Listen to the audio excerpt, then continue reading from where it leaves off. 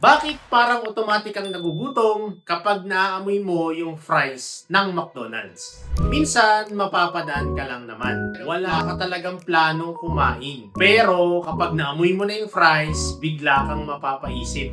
Parang gusto kong kumain.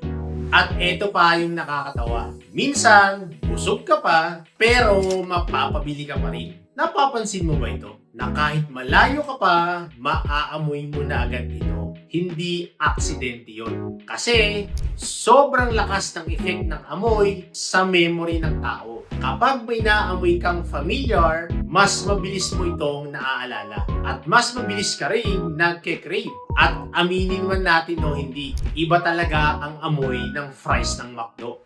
Minsan nga, kahit hindi mo nakikita yung store, alam mo na agad na may McDonald's na malapit. At doon mo maiintindihan kung bakit ang hirap tangihan ng McDo. Hindi lang sila umaasa sa panglasa, pati amoy, ginagamit nila para maalala sila ng tao. Kaya minsan, hindi ka naman talaga naghahanap ng pagkain, pero dahil sa amoy, bigla ka nakakaramdam ng gutom.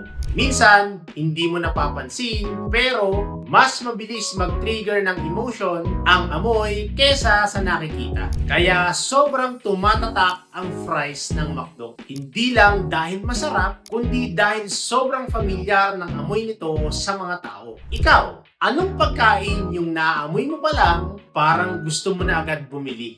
Please type sa comment section kung anong pagkain ito. If you want more videos like this, follow for more.